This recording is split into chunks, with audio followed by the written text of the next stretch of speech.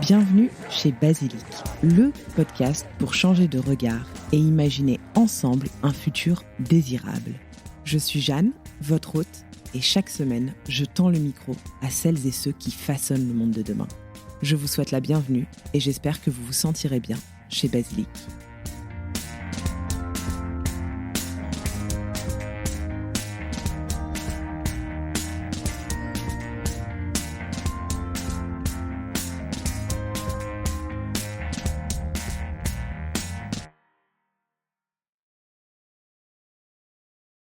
Tu te dis mais à quoi bon, en fait, j'essaye de faire les choses bien, ça sera jamais assez pour certains et c'est trop pour d'autres.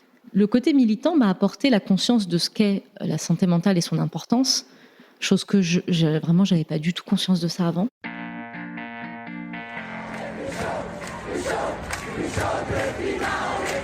Bienvenue chez Basilic, le podcast pour changer de regard et imaginer ensemble un futur désirable. Je suis Jeanne, votre hôte, et chaque semaine, je tends le micro à celles et ceux qui façonnent le monde de demain. Je vous souhaite la bienvenue et j'espère que vous vous sentirez bien chez Basilic.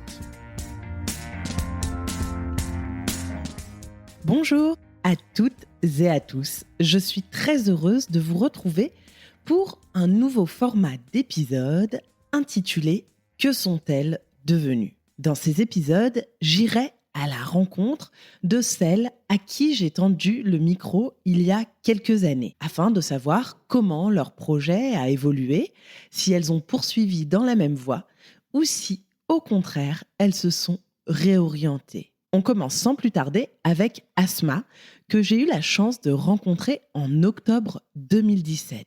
Il y a donc 7 ans. 7 ans, c'est long et cela permet de cheminer. Il y a 7 ans, Asma était très présente sur les réseaux sociaux. Elle exerçait la profession de créatrice de contenu pour partager avec sa communauté des contenus de beauté au naturel. Au fur et à mesure de son travail et de ses nombreuses prises de conscience, Asma s'est sentie investie d'une mission, celle de parler au mieux des luttes sociales et écologiques que nous traversons.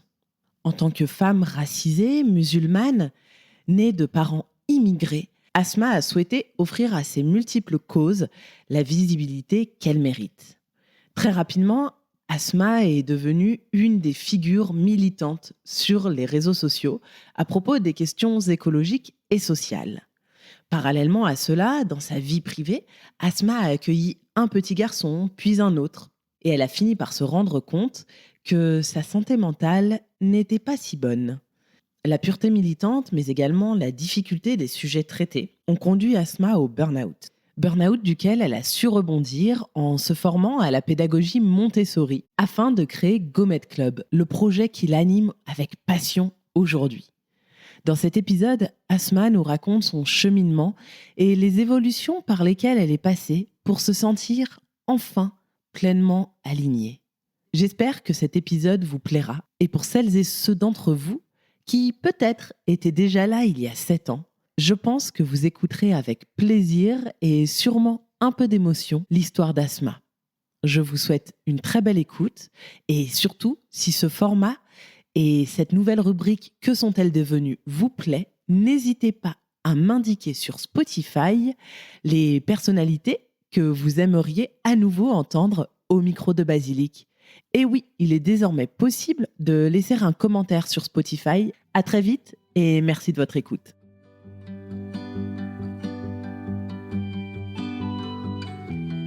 Depuis 2014, je crée du contenu sur Instagram principalement et puis sur un blog autour de la beauté naturelle, tout ça.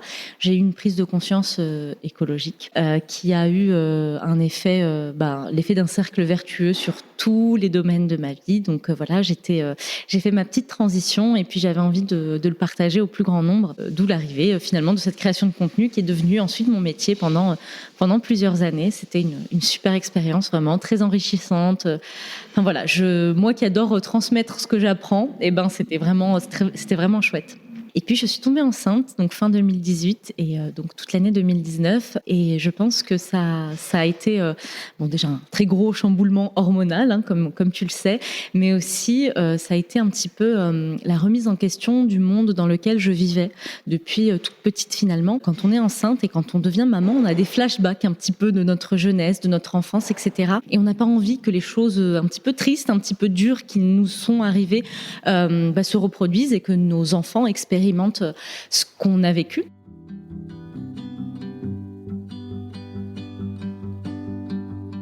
J'ai eu, on va dire, un parcours malheureusement classique de petite fille racisée dans un monde, dans une société donc française, dans la société française.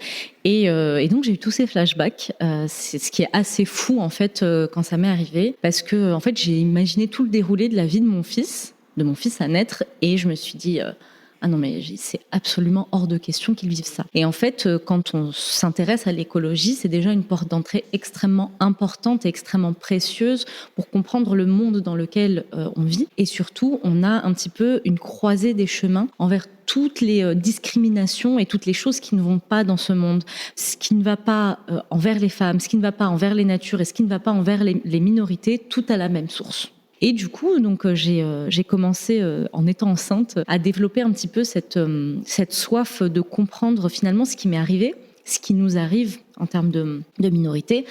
Et j'ai beaucoup lu, écouté, regardé des ressources qui m'ont fait prendre conscience, en fait, plus profondément, déjà de par mon expérience de vie, mais aussi par rapport à tout ce qui se passait, de me dire ah ouais, mais en fait, je suis pas toute seule. Et en fait, c'est dramatique ce qui se passe. Moi, je suis une enfant d'immigrés, donc je suis la première génération à être née ici en France. Et c'est vrai que on nous a appris à se faire discret et à comprendre que c'est normal et c'est que des petites choses comme ça et que ça ne doit pas entacher notre vie, notre quotidien, mais surtout de faire profil bas pour continuer à avancer et finalement gravir les échelons. C'est comme ça qu'on a grandi, c'est fais-toi discret pour avancer dans la société. Effectivement, ça a été chamboulant comme expérience de se dire mais en fait c'est un phénomène de société, c'est quelque chose qui est ancré, c'est politique, c'est profondément ancré dans le système dans lequel on vit, dans les habitudes. Et du coup voilà, c'est là où ma conscientisation de tout ce qui se passe a commencé en parlant finalement à d'autres personnes comme moi et même très différentes de moi et très différentes du milieu dans lequel j'ai grandi, en se rendant compte qu'en fait on vivait les mêmes oppressions. À l'époque, j'avais déjà une plateforme, donc un compte Instagram avec plusieurs dizaines de milliers d'abonnés. Et je me suis dit, mais ce que j'apprends et ce que je conscientise, j'ai envie de le partager. Et c'est comme ça que ça a commencé. Puis après, il y a eu les confinements et tous les gros événements, j'allais dire, sociaux qui se sont passés autour du Covid, de ce qui s'est passé pendant le confinement. Il y a eu le gros moment George Floyd. Et je pense que George Floyd, un petit peu, ça a été le point de bascule de beaucoup, beaucoup de personnes. Et de là, en fait, voilà, j'ai commencé à vouloir... En fait, j'ai toujours été depuis toute petite mue par une volonté de justice et d'équité, mais qui me fait du tort même parfois, tu vois.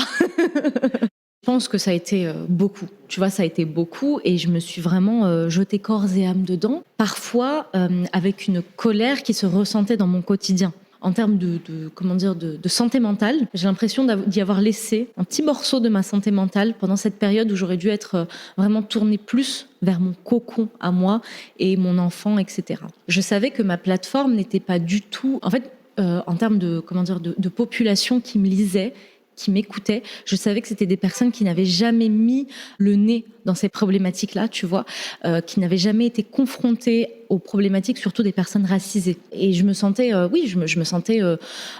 j'avais une mission, quoi. Tu vois, j'avais une mission et il fallait que je la mène à bien. Et je recevais des commentaires qui me disaient, mais merci, j'avais jamais fait attention à ça. Merci de me faire prendre conscience de ça. Donc ça me nourrissait dans cette espèce de mission que je m'étais donnée. Donc ça a continué comme ça plusieurs années. Et forcément en prenant des postures qui étaient plus fortes, plus radicales aussi, on va dire le mot.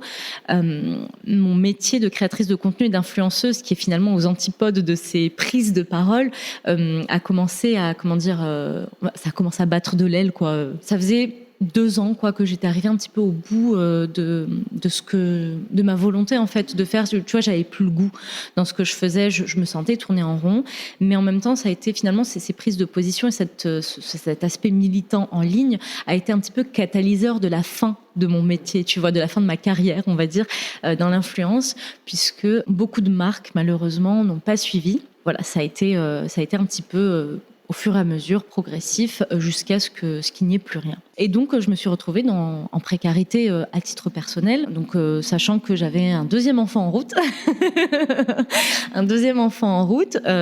et du coup, ça commençait à devenir évidemment compliqué. Mais au-delà de l'aspect financier, forcément, postpartum, deuxième enfant dans le bidou, ça commençait à devenir difficile d'être la porte-parole finalement de ces sujets qui te happe finalement ton énergie mentale, une énergie physique aussi. Je me sentais très très très fatiguée, et puis c'est difficile en fait de porter sur ses épaules tous les malheurs du monde, si tu veux. C'est très difficile parce que tu te sens obligé de parler de tout ce qui se passe. Tu te sens obligé, tu te dis mais il faut que je parle de ça, il faut que je parle de ça, non mais il y a ça qui se passe là, il faut que je parle de ça. Et puis tu deviens un petit peu porte-parole, tu sais, tu reçois des messages, mais pourquoi t'as pas parlé de ça, tu as vu ce qui s'est passé? Et du coup, même si toi tu as envie de te couper des actualités d'une certaine manière, on t'envoie les actualités, mais regarde ce qui s'est passé. Sans faire attention, j'ai créé une sorte de monstre, on va dire, que je n'arrivais plus à gérer, tu vois. Je n'arrivais plus à gérer, c'était plus possible. Vraiment, avec un enfant en bas âge, enceinte, j'y arrivais plus. J'avais déjà eu un down. J'avais organisé au mois de mars, je ne sais plus quelle année. Il y a 3-4 ans, je pense, ouais. Oui, il y a 4 ans, il me semble. Mon fils avait 1 an et quelques. J'avais organisé tout un mois de mars avec des contenus autour du féminisme. Donc, il y avait un contenu tous les jours. Et j'avais eu des raids de commentaires, tout ça. Beaucoup d'interactions qui étaient extrêmement positives, et j'en garde un très, très bon souvenir. Mais aussi beaucoup de commentaires, etc. Et déjà là, j'avais ressenti un down complet. Et c'est là où j'ai appris que j'ai été enceinte, en fait. Tu vois, j'étais enceinte de mon deuxième enfant, et c'est là où j'ai commencé à me dire, ça commence à être beaucoup. Ça commence à être beaucoup. Je commence à me sentir fatiguée, je commence à me sentir épuisée mentalement, et il faut que je retourne dans mon cocon.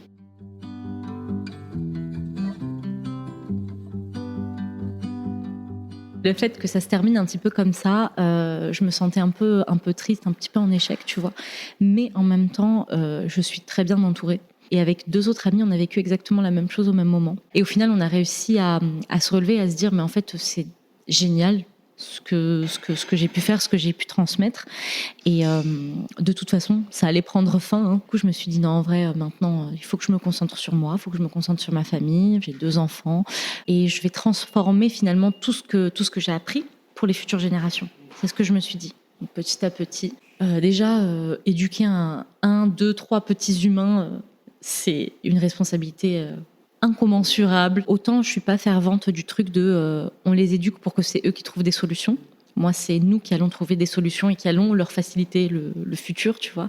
Donc, à titre individuel, évidemment que l'écologie, le militantisme ne m'a pas quittée.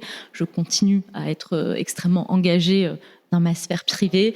Voilà, même mes enfants, j'ai commencé à les emmener en manif et tout, parce que faut leur transmettre ça. Donc voilà. Et en fait, si tu veux, je cultive un petit peu le monde que j'ai envie de voir déjà avec mes enfants. Avec mes enfants, je cultive tout ça, je plante déjà les premières graines. Et moi, de mon côté, je fais le taf, quoi. Tu vois, je fais le taf, et j'ai un cercle d'amis aussi qui est hyper engagé. Et ça fait plaisir de se dire que, en réalité, j'ai pas besoin de prouver à un nombre X de personnes que je suis quelqu'un de bien. Le côté militant m'a apporté la conscience de ce qu'est la santé mentale et son importance. Chose que j'avais pas du tout conscience de ça avant. C'est là où j'ai pris conscience, et je me suis dit, mais en fait, je vais pas bien, quoi, et à quoi bon? Recroquevillons-nous dans notre cocon pour aller mieux et pour pouvoir continuer plus longtemps. Tu vois, moi, je me voyais un petit peu comme une allumette, tu vois, je me voyais un petit peu comme une allumette qui a complètement cramé, parce que ça s'est fait finalement en très peu de temps, en quelques années, tu vois. Ça s'est fait en quoi? 3 ans peut-être? En 3 ans, j'ai cramé, quoi, tu vois. Et je me dis, mais je peux pas continuer comme ça. Si je veux porter ce message et ce combat sur de longues années, j'ai besoin d'un petit peu redistribuer mes pions, tu vois.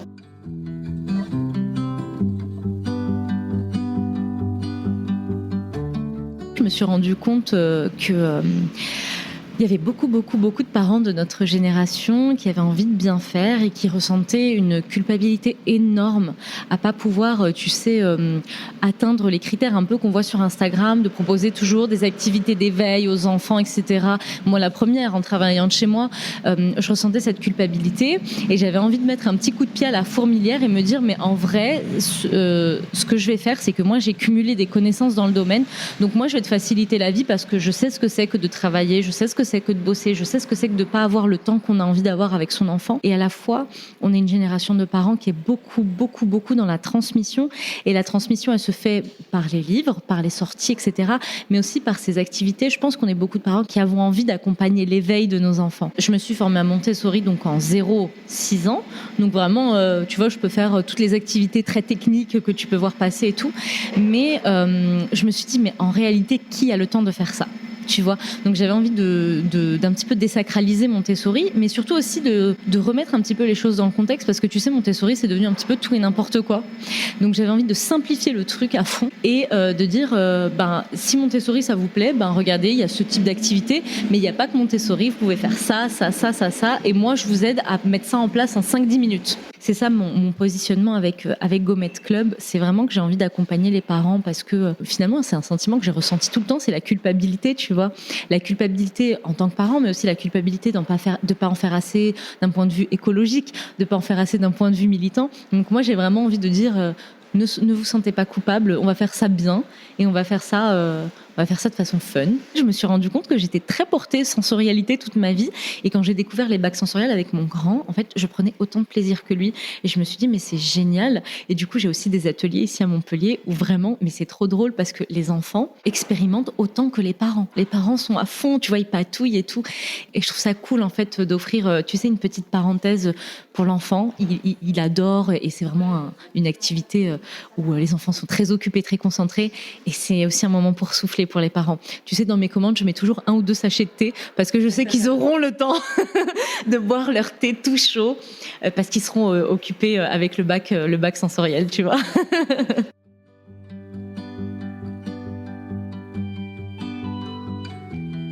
Pour la première fois de ma vie, je me sens comme étant à ma place professionnellement parlant. Et c'est vrai qu'avec Gommette, je sais pas, j'ai eu un éveil. En plus, c'était il y a quelques mois, pour te dire, j'ai commencé Gommette un peu comme ça. Et c'était il y a quelques mois, je me suis dit, mais en fait, j'ai vraiment envie d'avoir mon entreprise.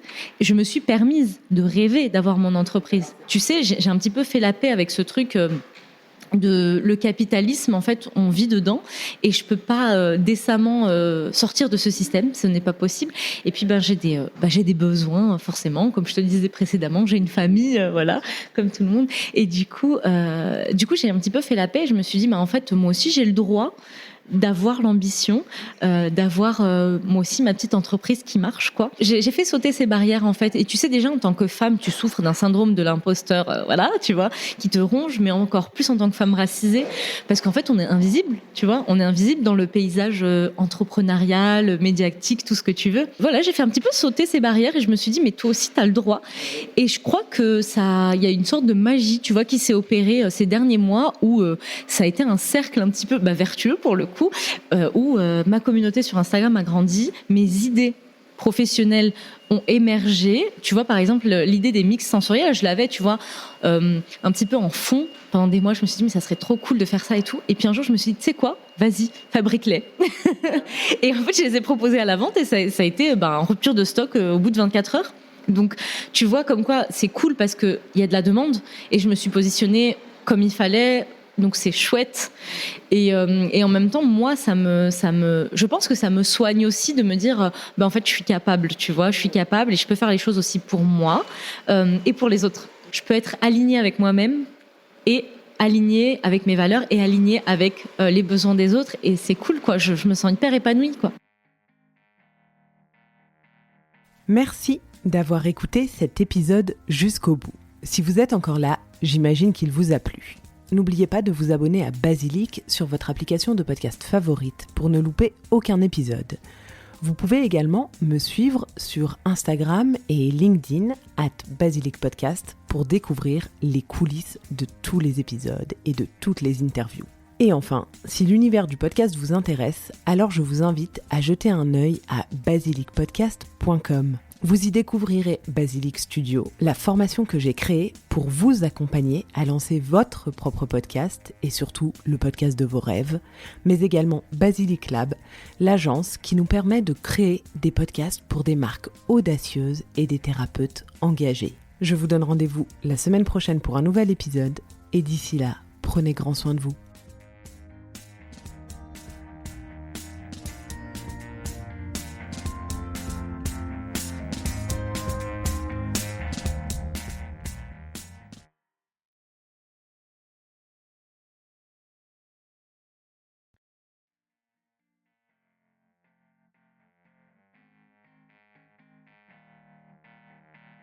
Merci d'avoir écouté cet épisode jusqu'au bout. Si vous êtes encore là, j'imagine qu'il vous a plu. N'oubliez pas de vous abonner à Basilic sur votre application de podcast favorite pour ne louper aucun épisode. Vous pouvez également me suivre sur Instagram et LinkedIn @BasilicPodcast pour découvrir les coulisses de tous les épisodes et de toutes les interviews. Et enfin, si l'univers du podcast vous intéresse, alors je vous invite à jeter un œil à basilicpodcast.com. Vous y découvrirez Basilic Studio, la formation que j'ai créée pour vous accompagner à lancer votre propre podcast et surtout le podcast de vos rêves, mais également Basilic Lab, l'agence qui nous permet de créer des podcasts pour des marques audacieuses et des thérapeutes engagés. Je vous donne rendez-vous la semaine prochaine pour un nouvel épisode et d'ici là, prenez grand soin de vous.